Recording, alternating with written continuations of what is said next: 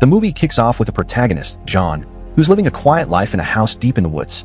He's chilling in his home when suddenly he hears a strange noise. Startled, he turns around, and what he sees sends a chill down his spine. A group of dangerous men is approaching. They're clearly up to no good, and they're after John and his family. Without wasting a second, John bolts toward his house. Meanwhile, his dad, who had been napping inside, wakes up after hearing the commotion. Curious about what's happening, his dad looks out the window and immediately panics. The men are headed straight for their house. John bursts in, and he and his dad don't waste any time. They start packing essentials and hatch an escape plan.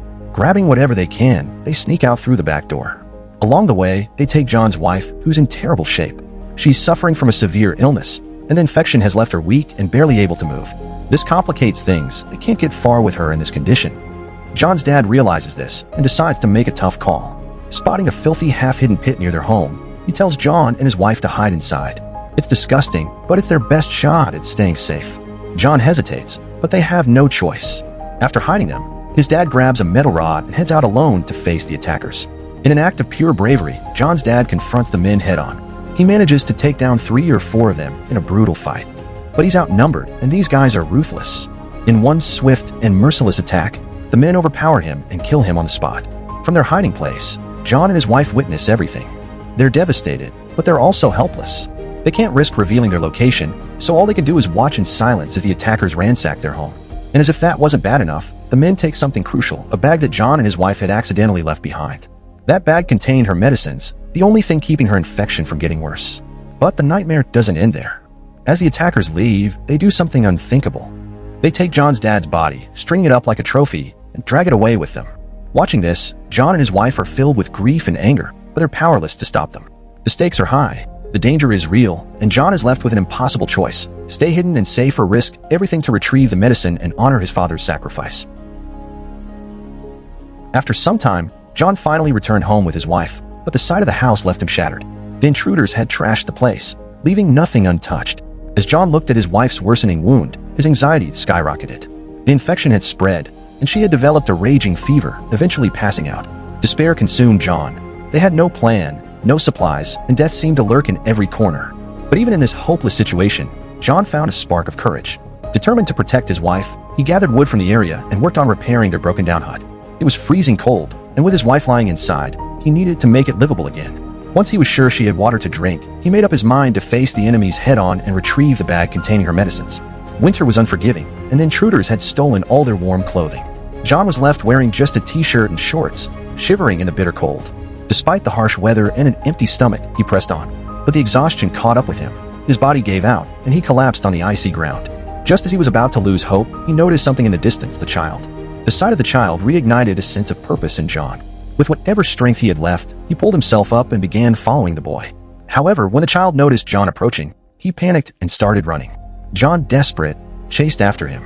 The boy ran into a nearby house and slammed the door shut behind him.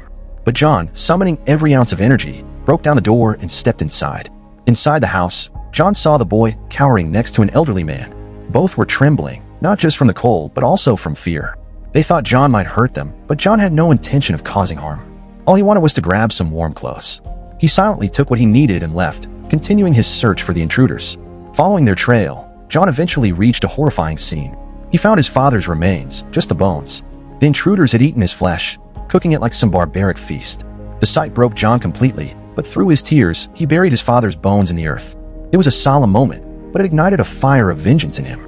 He swore he'd make the intruders pay for what they'd done. Fueled by anger, John pushed forward. Soon, he stumbled upon a tent in the distance. He didn't rush in but threw a rock at it first to ensure there was no one inside.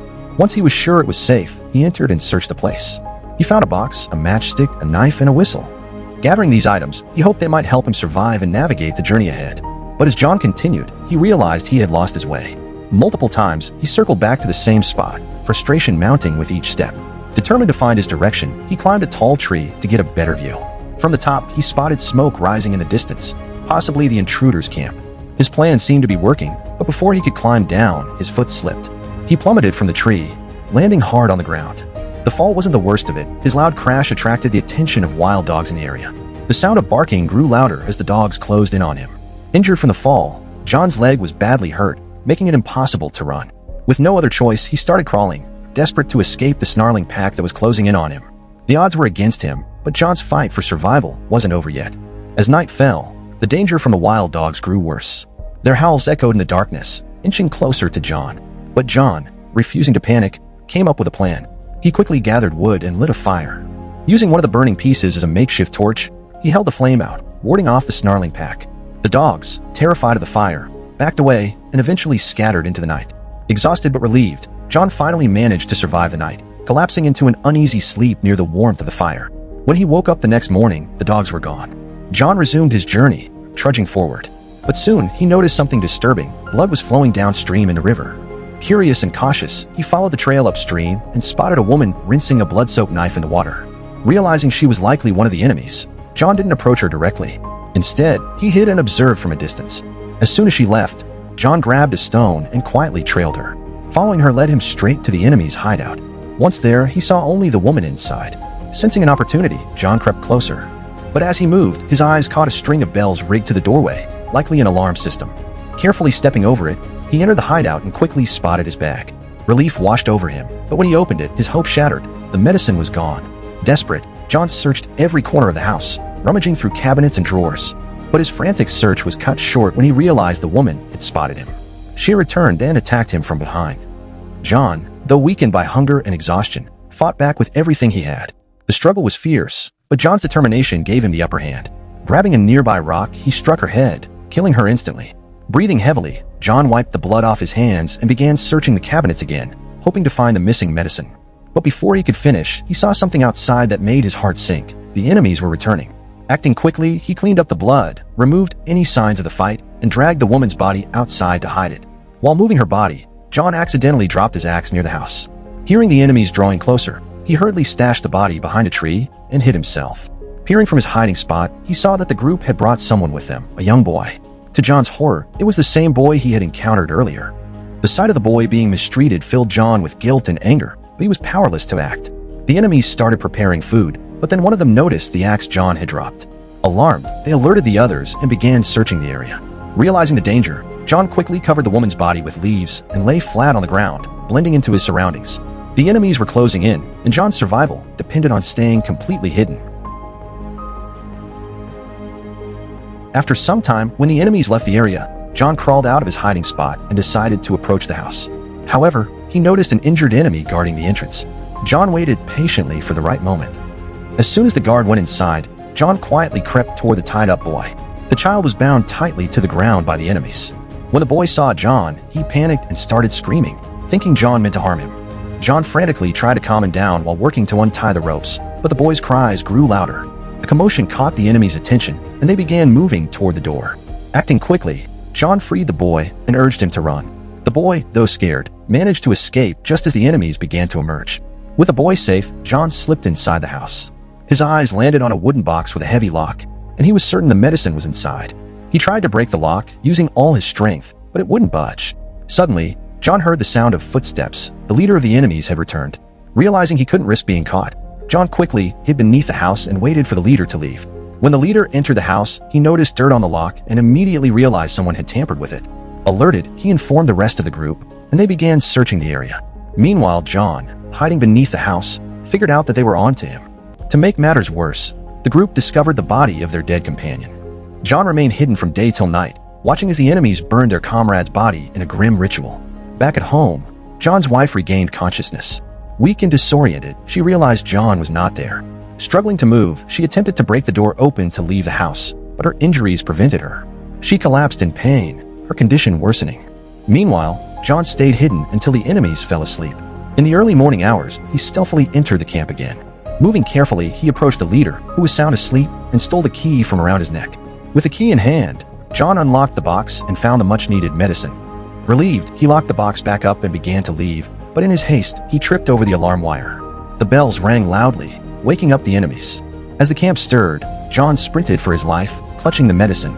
However, weakened by exhaustion and hunger, he couldn't get far and was soon captured by the enemies.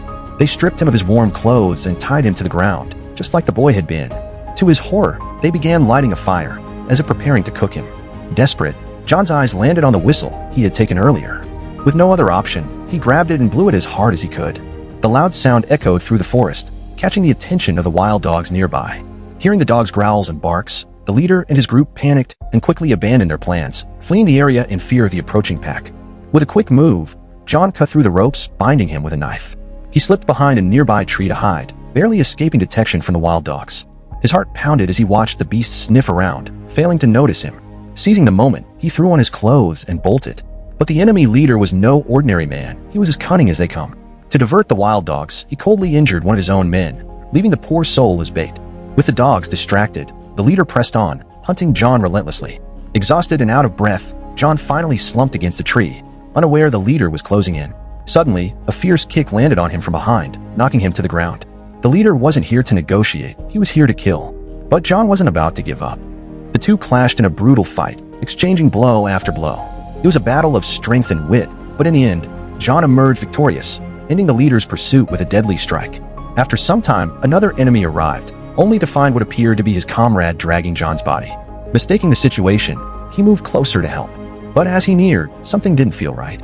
Before he could react, John attacked, killing him too. Here's the twist. John had switched clothes with the first enemy he killed, using the disguise to confuse the second. His clever ruse worked perfectly. With no one else in sight, John pushed forward, determined to confront the leader one last time. Not far ahead, the leader was waiting, unshaken and ready for a fight.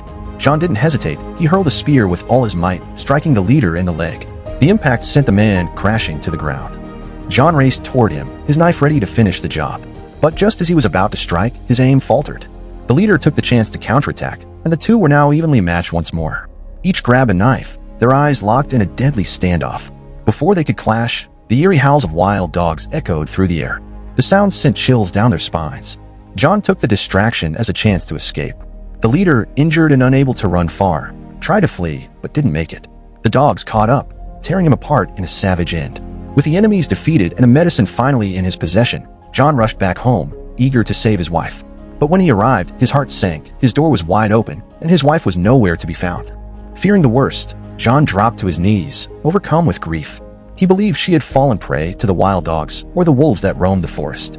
Tears streamed down his face as he sat in despair. But just then, a soft voice called out behind him. John turned to see his wife, alive and safe. Against all odds, she had fought to survive. Overwhelmed with relief, the two embraced, grateful to be reunited. After everything they had endured, they were finally together again, alive and well.